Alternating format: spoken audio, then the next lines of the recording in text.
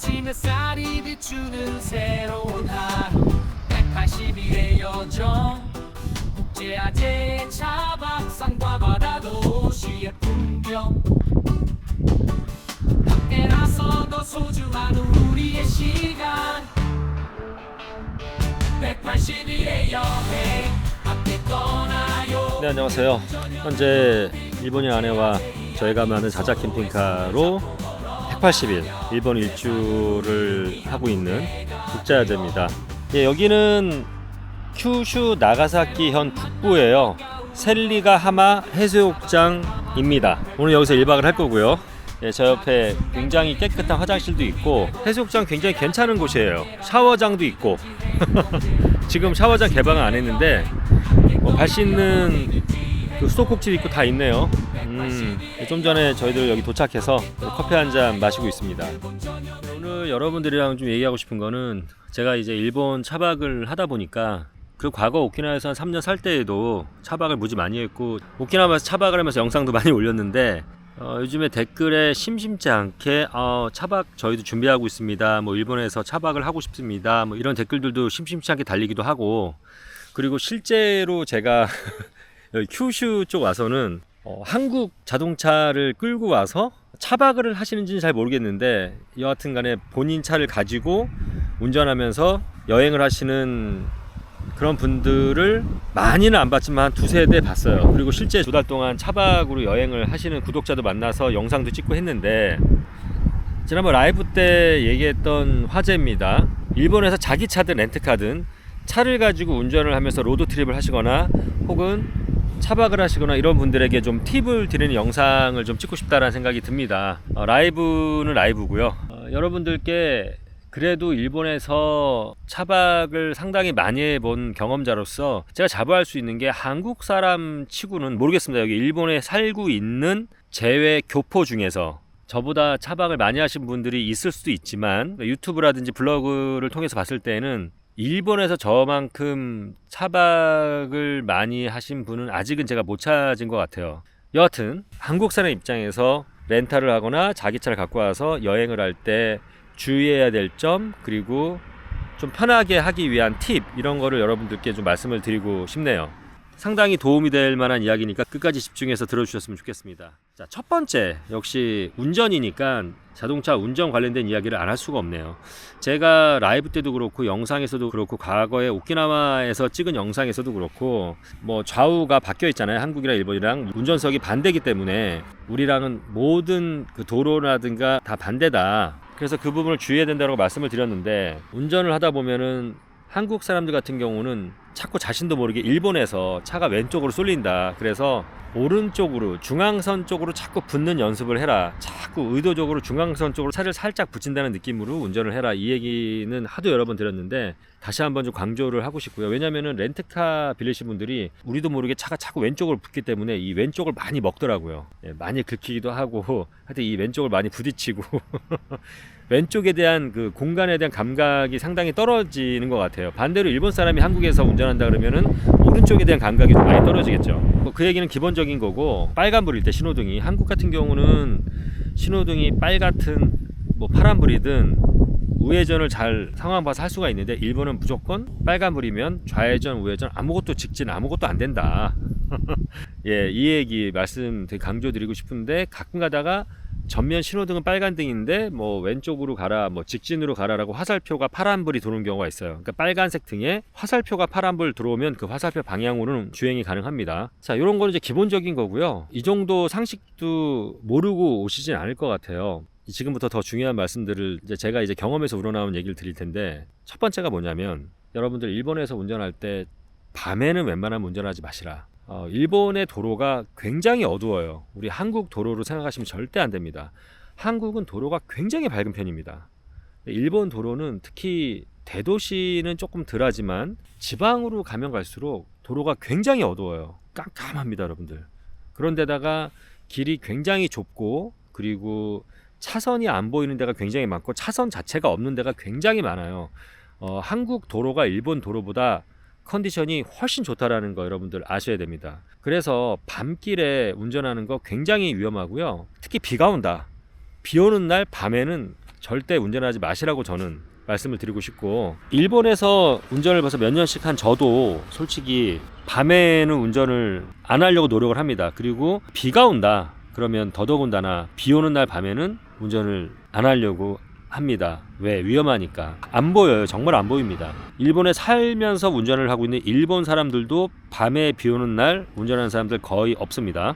특히 지방에 내려갔을 때 차선도 안 보이거나 없는 경우가 많고요. 길이 굉장히 좁아서 야, 이게 일방통행이야? 근데 일방통행이 아닌 그런 길도 굉장히 많고, 특히 일본의 산길, 산악지형을 운전하실 때는 정말 위험하거든요. 그래서 웬만하면 여러분들이 차박을 하든 차박을 하지 않든 해가 떨어지고 어두워지기 전에 차박지든 호텔이든 여러분들이 숙소로 정해진 그 곳에 도착을 하시기를 저는 권장을 드립니다.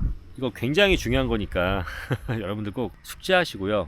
그리고 이제 또 운전에 대한 그 약간의 또 팁을 드리자면, 한국에서 일본의 그 교통 표지판이라든지 또 도로 위에 인쇄가 돼 있죠. 도로 위 표지판이라든지 이런 것들을 조금 공부하고 오시라. 왜냐면은 일본에서는 여러분들이 잘 못 보던 한국에서 듣보잡 한 번도 본 적이 없는 뭐 이상한 요상한 그런 표지판들이 꽤 있거든요. 토마레라는 글씨가 써 있으면 잠시 멈춰야 되고, 그리고 또 운전하다 보면 일본은 전철이 많기 때문에 도로에 기찻길이 많이 있습니다. 기찻길이 차단기가 올라가 있고 파란 불일 경우에도 항상 기찻길 맨 앞에 본인이 왔다, 바로 앞에 기찻길이다 그러면 한 1초나 2초 정도 꼭 차를 세웠다가 출발하시기를, 그게 룰입니다. 이 룰은 일본 사람들 100% 지키니까 그렇게 아셨으면 좋겠고요.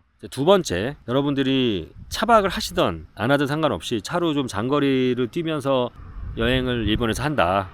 부식거리, 먹을 걸 좀 챙겨서 다녀라. 물, 음료수 이런 것들도. 왜냐면 도시는 괜찮습니다. 그런데 조금만 지방으로 내려가면 식당이 별로 없어요.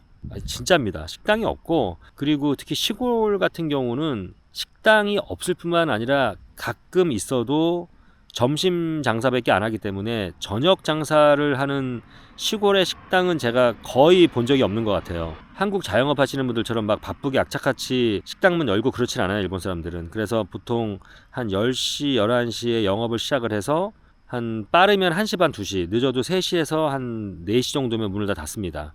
저녁 때는 다 집에 들어가는 거죠, 자영업 하시는 분들이. 그래서 여러분들이 부식거리라든지 음료수 이런 것들을 충분히 챙기지 않으면 배를 고를 수가 있어요.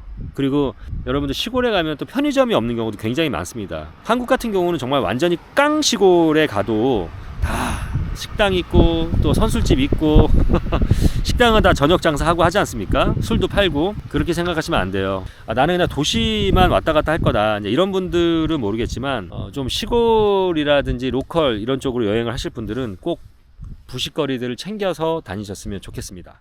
세 번째는 차박을 하시는 분들한테 말씀을 좀 드리고 싶은 건데, 사실 한국에서도 그 차박지를 찾는 게 참 재미있는 즐거움이자 또 스트레스란 말이죠. 좋은 차박지를 찾는 게. 근데 저 같은 경우는 아내가 일본 사람이기 때문에 일본어로 검색을 해서 그래도 좀 나름대로 괜찮은 차박지들을 좀 찾는단 말이죠. 근데 한국에서 관광 오시는 분들, 일본어 잘 못하시는 분들이 막 온라인으로 검색해서 좋은 차박지를 찾는다? 쉽지 않습니다. 네, 그래서 일본은 일단 고속도로 휴게소라든지 국도는 이제 미치노에키라 그러거든요. 미치노에키는 기본적으로 다 차박이 가능해요. 미치노에키도 참, 여러분들 고속도로 휴게소는 달라요. 고속도로 휴게소는 저녁을 먹을 수가 있는데 미치노에키 같은 경우는 보통 한 5시면 영업이 다 끝나요. 식당, 뭐 가게 문 다 닫습니다. 어찌됐건 그래서 꼭 부식 갖고 다니시고요. 자, 그래서 이제 미치노에키가 차박 환경도 나쁘지 않고 화장실도 깨끗하고 그나마 안전하고, 거기는 그냥 일본 사람들도 차박으로 로드트립 하시는 분들이 그냥 쉬어가는 곳이고 잠을 자는 곳이기 때문에 또 화장실은 24시간 오픈이 되어 있어요. 그래서 외국 사람들이 차박을 할 때에는 미치노에키에서 하시는 게, 혹은 고속도로 휴게소에서 하시는 게 그나마 편하고 또 여러 문제가 발생될 소지가 거의 없다. 그래서 오시기 전에 구글맵을 가지고, 여러분들 여기 오시면은 뭐 티맵이라든지 네이버맵 이런 거 못 보니까 이제 구글맵으로 주로 운전을 하실 텐데, 구글맵을 가지고 여러분들 차박지를 충분히 많이 여러 군데를 검색하신 다음에 마킹을 하셔서 오세요. 제가 지난번에 만났던 구독자님도 구글맵에 차박지를 어마어마하게 검색해 놓으셨더라고요. 참 잘하시는 것 같아요, 그분들. 역시 좀 베테랑이셔서 그런지 생각보다 되게 많이 차박지를 검색하셨더라고요. 난 특이한 차박지에서 자고 싶다. 이상한데 검색하지 마시고 미츠노에키나 서비스 에리아, 고속도로 휴게소에서 주무시라. 요 얘기를 좀 드리고 싶고, 그런 곳을 많이 검색을 해라. 요걸 좀 팁으로 드리고 싶습니다. 그 다음에 이제 오셔서 저희들이 또 인터넷을 계속 봐야 되잖아요. 하다못해 구글 맵을 봐도 계속 데이터를 써가면서 인터넷을 봐야 되고, 저녁 때 유튜브도 보셔야 되고 국제화제 채널도 보셔야 되는데 인터넷이 필요하지 않습니까? 호텔에서 주무시는 분들이야 호텔에서 대부분 다 와이파이를 제공하기 때문에 상관이 없는데, 일본은 뭐 식당이든 카페든 어딜 가도 와이파이를 무료로 제공하는 데가 거의 없거든요. 그러니까 업소에선 거의 없다고 보시면 되고, 가끔 가다가 프리 와이파이 존이 있어요. 대도시 관광지 이런 데는. 근데 그런데도 지금 사람들이 너무 많아가지고 이 라인이 모자라서 인터넷 와이파이 신호를 잡기가 굉장히 어렵습니다. 경쟁이 치열해요. 도시에서만 왔다 갔다 하실 분들은 우리나라에 뭐 포켓 와이파이 대여해서 오시는 분들이 계시잖아요. 근데 일본이 진짜 인터넷 사정이 안 좋기 때문에 여러분들이 포켓 와이파이를 가지고 오셔서 차박이라든지 자동차 끌고 다니면서 로드트립을, 특히 지방에서 하신다, 대도시가 아닌 뭐 도쿄, 오사카, 후쿠오카 이런 데가 아닌, 안 잡힙니다 거의. 그러니까 그렇게 여행하시는 분들은 그냥 로밍을 하시든지, 아니면 차라리 인터넷에서 심카드, 일본의 여러 통신사 중에서 계약이 돼서 그 통신사의 신호를 끌어쓰는 그런 심카드들이 있어요. 차라리 그런 심카드를 쓰셔라. 그래야 인터넷을 좀 편하게 쓰실 수 있다. 포켓 와이파이는 조금만 고도가 높거나 시골로 가거나 그러면 잘 터지질 않습니다. 되게 무용지물이 될 가능성이 많기 때문에 단기로 뭐 일주일, 열흘 안짝으로 여행하시는 분들은 로밍이 편할 것 같고요. 좀 내가 일주일 이상 한다, 뭐 열흘 이상 하신다 이런 분들은 차라리 심카드를 사갖고 와서 교체해서 쓰시는 게 맞다. 그 얘기를 꼭 드리고 싶습니다. 그리고 요건 또 작은 팁인데, 저희 구독자님도 그렇게 하셨더라고요. 좌우가 바뀌어 있잖아요. 요금을 낼 때가 있어요. 뭐 주차장이든 어디 뭐 엔터런스 피, 입장료든 뭐든 요금을 내실 때가 있는데, 뭐 고속도로 톨게이트든, 한국 차를 갖고 오시는 분들, 그러면 운전석이 반대이기 때문에 돈을 받으시는, 수금을 하시는 수금 그 직원이랑 팔이 안 닿는 경우가 있어요. 그래서 작은 바구니 같은 데다가 돈을 넣어서 이렇게 드릴 수 있도록 그런 걸 좀 준비하시면은 길이가 좀 연장이 되잖아요. 팔이 기신 분들은 상관이 없지만, 그래서 그런 거를 좀 준비하시면은 좀 편하지 않을까. 조수석에 누가 타고 계시면 조수석에 앉은 분 통해서 이렇게 드리면 되겠지만, 그런 건 작은 또 팁인 것 같아요. 영상을 찍다 보니까 금방 해가 지네요 지금. 깜깜해졌어요. 뒤에 바다 안 보이시죠? 제가 앞에 LED 전구 하나 켜놓고 지금 영상을 찍고 있어서 얼굴이 좀 어떻게 나오는지 모르겠네.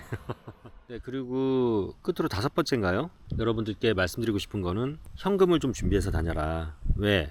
일본이 아직도 지방에 내려가면 현금밖에 안 되는 곳들이 굉장히 많습니다. 오사카나 도쿄 같은 대도시는 그래도 크레딧 카드 되죠. 그런 데들이 많이 있지만, 조금만 여러분들이 지방으로 내려가면 아직까지도 일본은 현금 박치기, 혹은 페이페이라고 있어요. 현금과 페이페이 이 두 가지만 되는 곳도 많아요. 이상하게 신용카드는 안 되고 현금이랑 페이페이는 되는 곳들이 있더라고요. 두 가지. 대부분 현금을 많이 받기 때문에 현금을 좀 준비하시되, 특히 100엔짜리와 1000엔짜리를 좀 넉넉히 준비하셨으면 좋겠습니다. 왜 그러냐면은 여러분들이 현금을 쓰실 때 100엔짜리와 1000엔짜리를 쓰실 수 있는 확률이 압도적으로 많기 때문에 1000엔짜리와 100엔짜리 현금을 좀 준비해서 다녀라. 여러분들이 여기 한국에서 관광 오시는 분들이 무슨 라인페이나 페이페이 이런 거를 쓰진 않으실 거잖아요. 그러니까 현금이 없으면 되게 낭패를 보는 경우가 있습니다. 여러분들이 하다못해 뭐 온천에 가거나 목욕탕에 가도, 일본은 옛날에 우리나라 오래전에 그 왜 100원짜리 놓고 라카 이렇게 잠고 했던 것처럼 그런 시스템이 아직도 많이 있고요. 여하튼 모든 게 다 현금으로 결제되는 게 많고, 식당도 그렇고 술집도 그렇고 아직까지는 현금 결제가 주로인 경우가 있고, 와 여기 이렇게 발전했고 이렇게 큰 도시인데도 여기도 카드가 안 돼, 이런 데들이 상당히 많기 때문에 꼭 현금을 좀 넉넉하게 준비해서 다니시라고 좀 말씀을 드리고 싶습니다. 1000엔짜리와 100엔짜리.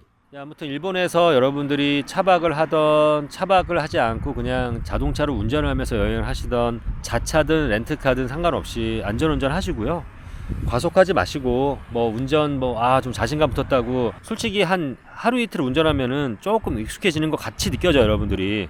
근데 절대 익숙한 게 아닙니다. 그게 여러분들이 완전히 무의식적으로 다 모든 게 자동적으로 좌우가 바뀌어서 운전을 하려면 적어도 반년 이상 운전하셔야 됩니다. 최소한. 여러분들이 뭐 괜히 뭐 몇 시간 운전하고 뭐 하루 이틀 운전해서 야 이제 뭐 다 손에 익었어, 뭐 좌우 감각 다 익혔어, 이런 식으로 자만 떨지 마시고 아무튼 여긴 외국이니까 사고가 나도 여러분들 굉장히 불편하고 하시니까 침착하게 우리랑 반대기 때문에 여러분들이 항상 일본은 운전은 좌측 통행입니다. 한국은 오른쪽 통행이에요. 보행은 반대죠. 어찌됐건 일본은 좌측으로 간다라는 거를 늘 머릿속으로 염두에 두시고 그리고 이상한 상황이 생겼어. 뭐 도로가 이게 어디로 가야 될지도 모르겠고 뭐 도로 표시판도 잘 모르는 표시판이고 막 여러분들이 당황하는 그런 상황이 되면 그냥 비상등 켜시고 차를 그냥 세우세요. 그래도 뒤에서 막 한국처럼 뭐 난리 부르스 안 떠니까 차를 세우시고 한번 이렇게 심호흡하시고 찬찬히 생각하시고 그런 다음에 운전을 하셔도 상관이 없습니다. 물론 갑자기 뭐 운전 중에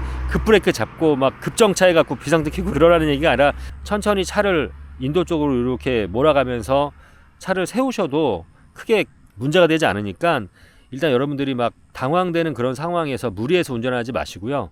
차를 일단은 세우십시오. 저는 그게 정답이라고 생각이 듭니다. 실제적으로. 절대 급정차라는 얘기가 아니에요. 아무튼 여러분들 일본에서 자동차로 운전하시면 여러 가지 또 매력이 있기 때문에 그냥 대중교통을 이용해서 다니는 것보다는 훨씬 더 좀 자유롭게 여러 군데를 디테일하게 보실 수 있기 때문에 자동차로 운전하면서 여행하시는 거는 뭐 저는 괜찮다고 보지만 아무래도 우리나라랑 운전이 반대고 해외이고 만약에 어떤 비상 상황에선 여러분들이 대처하기가 쉽지가 않기 때문에 한국에서 운전하시는 거에 곱하기 10배로 조심 운전하셔야 된다. 이 말씀 드리면서 네, 오늘 영상 마치도록 하겠습니다. 일본에서 차박 여행을 하시거나 운전으로 로드트립을 하실 때 주의해야 될 여러 가지 팁들을 오늘 말씀드렸는데 제 영상이 공감이 됐거나 좋았다, 도움이 됐다. 구독과 좋아요 아시죠? 네, 이상 국제아재였습니다. 감사합니다. 큰 기쁨이 되고 국제아재와 함께라면 어디든지 행